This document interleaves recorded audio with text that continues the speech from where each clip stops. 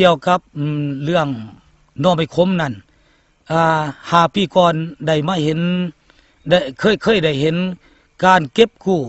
และก็มีรายรับออกจากการขายหน่อไม้ขม5 ปี6 ปีกลับมาอีกยังเห็นการเก็บกู้และค้าขายหน่อไม้ขมฟดฟื้นอยู่เหมือนเดิมเนื้อที่ป่าที่ชาวบ้านมาเก็บ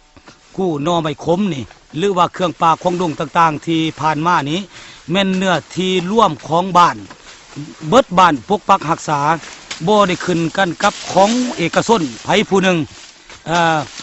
และก็เป็นบ่มีไผมีความสามารถมาถางหรือว่าเปลี่ยนแปลงเนื้อที่เขตนี้ไปเป็นเนื้อที่เฮ็ดเนื้อที่อื่นนี่นะแนวนั้นบ่ได้เขาจะปกปักรักษาร่วมถ้าแม่นว่าผู้ใดผู้หนึ่งมาลวงล้ำในการถางหรือว่าจูดเปลี่ยนเนื้อที่นี่เป็นเนื้อที่อื่นนั่นถึกป่าไม้เป็น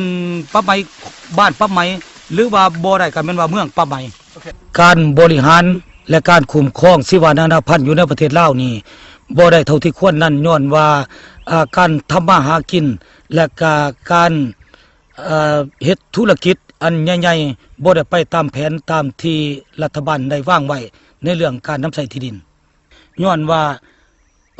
บรรดาบ้านต่างๆอยู่ในประเทศลาวนี่ยังอยู่ห่างไกลศอกหลีกเส้นทางบ่ฮอดบ่ถึงและก็บ้านหันก็ยังมีจุดอ่อนในการคุ้มครองซึ่งกันและกันเกี่ยวกับเรื่องยางพารานี่แม่นมันบูมเข้ามาประมาณปีนี้เป็นปีที่9ที่10แหละถือว่าฟ้าวฟังสมควรเห็นผู้หนึ่งเฮ็ดได้แล้วก็ผู้ต่อไปว่าเห็นว่าบ่ได้กับฟ้าวเฮ็ดโลดเกี่ยวกับเรื่องยางพาราโดยบ่คิดถึงผลเสียหายอื่นๆที่จะตามมาควบเชียงเรื่องการขยายยางพาราอย่างฟ้าวฟังคือในที่ผ่านมานี้แม่นการบุกรุกป่าและก็ปลูกยางพาราแบบที่ว่าบ่ได้ผสมประสานกับพืชชนิดอื่นๆเฮ็ดให้ดินหันมีการโซเจือนเรื่องการปลูกพืชผสมประสานนี่แม่นมันว่ามันดีอยู่แล้วแม่นว่าลดความเสี่ยงเรื่องการโซเจือนแน่และก็เรื่องการสร้างรายรับให้แก่ประชาชนที่ได้จะรับอย่างสม่ำเสมออยู่ตลอด12 เดือนใน1 ปีในการปลูกพืช2 เดียวหันการเสียหายอีกแล้วแม่นว่ายังมีการเสียหญ้าขาวหุ่นหรือว่าอนามัยสวนเพื่อจุดประสงค์อยากได้ผลผลิตสูงในการปลูกพืชผสมผสานนั้นมันมีพืชคุ้มหน้าดินทำให้ชีวนานาพันธุ์มีความอุดมสมบูรณ์หลากหลายขึ้นกว่าเก่าส่วนว่าปลูกพืชเชิงเดียวนั้นแม่นได้ตั้งแต่อย่างเดียวเสียชีวนานาพันธุ์อยู่ในสุดนี้ป่าหน่อไม้ขมนี่แม่นทรัพย์สมบัติที่นำรายรับและก็เป็นการสร้างสาเฮือนซ่านให้แก่ประชาชนของชาวบ้านบ่ว่าบ้านน้ำแพงหรือว่าบ้านอื่นๆที่มีป่าหน่อไม้ขมอย่างนี้นี่นะเพราะว่าใน1 เฮกตาร์นี่ชาวบ้านสามารถได้หน่อไม้ขมนี่ถึงเกือบ $2,000คันสิเว้าโดยที่ว่าบ่ได้มาลงทุนปลูกบ่ได้มาใส่ฝุ่นมีตั้งแต่ว่าปกปักรักษาแล้วก็ออกให้งานเพื่อว่ามาขุดแล้วก็เป้ใส่หลังย่ามมื้อแลงกลับมื้อเฮือนอยู่บนว่าถ้าแม่นว่าปลูกยางพารานี่พวกข่อยต้องได้ถางป่าทั้งเบิดนี่นะถางป่าก็ต้องได้ใส่ให้งานอย่างหนักอีกถางป่าแล้วก็ต้องขุดคุ้มและซื้อเบี้ยมาปลูกเบี้ยยางพารานี่ก็มีทาเอียงบนว่า 8-9 ปีจึงสิได้ปาดเอายางถ้าแม่นว่าถูกพันธุ์ยางดีก็สิดีไปแต่ว่าถึงจะได้ก็ตามอยู่ในเนื้อที่1 เฮกตาร์นี่นะสำหรับไม้หน่อขมนี่หน่อมันซื่อชาวบ้านได้แล้วประมาณ 2,000 เฮกตาร์ต่อปีแล้วเฮ็ดเวียกภายใน3 เดือนเท่านั้นและนอกนั้นเขาจะก็ไปเฮ็ดเวียกอื่นๆไปเฮ็ดเวียกอยู่ไร่อยู่นาแล้วก็ไปเก็บเครื่องป่าของดงอื่นๆหรือว่าเลี้ยงสัตว์เลี้ยงหยังเป็นอาชีพอื่นๆนอกจากหน่อไม้ขมชาวบ้าน เห็นความยืนยงของมันอยู่บนว่ามันเกิดเองขยายตัวเองชาวบ้านเองนี่มีตั้งแต่ว่าใส่เวลาถึงฤดูกาลของมันหันออกมาเก็บโหลด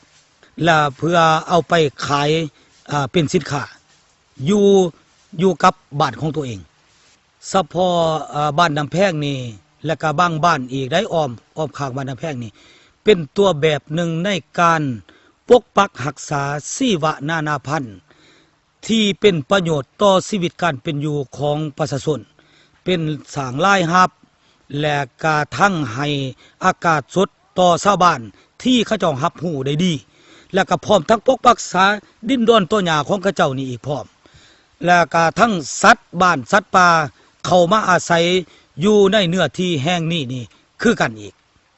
ผลสำเร็จในการจัดตั้งตัวแบบในการปกปักรักษาและการนำใส่ทรัพยากรหน่อไม้ขมตัวนี้แบบยืนยงตัวนี้นี่นะอาจสามารถเอาไปนำใส่กับพืชธรรมชาติชนิดอื่นอยู่ในประเทศลาวนี่สิแม่นว่าใกล้100 ลัก200 ลักออกจากไปดีก็ตามถ้าแม่นว่าเขาเจ้าหักมีทรัพยากรธรรมชาติคล้ายๆคือแนวนี้นี่และก็จัดตั้งปฏิบัติคล้ายๆคือกันนี่นะแล้วเห็นว่าจะเป็นผลประโยชน์มาให้แก่การอนุรักษ์ชีวนานาพันธุ์และผลประโยชน์ต่อชีวิตการเป็นอยู่ของพ่อแม่ประชาชนได้เป็นอย่างดีเชื่อมั่นไว้เป็นอย่างนั้น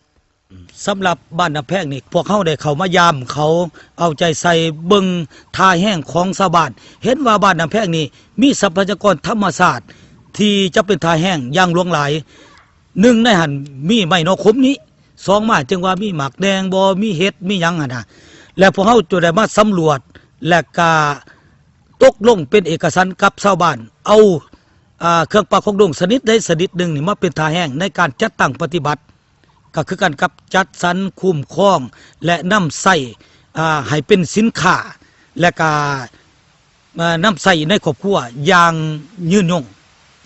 นาฟรีหรือว่าสถาบันคุณครัวกสิกรรมและผ้าไหมนี้มันมีพระราบทบาทในการออกแบบและก็มีตัวแบบที่ดีเพื่อเอาไปพัฒนาอยู่ในท้องถิ่นอื่นๆฉะนั้นแหละการที่ว่ามาเหตุการจัดสรรป่าหน่อไม้ขมนี้ให้มันยืนยงเป็นผลงานหนึ่งของนาฟรีหรือว่าสถาบันคุณครัวกสิกรรมและป่าไม้นี่แหละอันนี้เป็นผลงานหนึ่งและก็มีผลงานอื่นๆที่ว่ามีเอกสารที่ว่าเป็นบทแนะนำสร้างบทแนะนำในการจัดสรรในการนำใส่ทรัพยากรให้มีความยืนยงอยู่ในทั่วประเทศลาว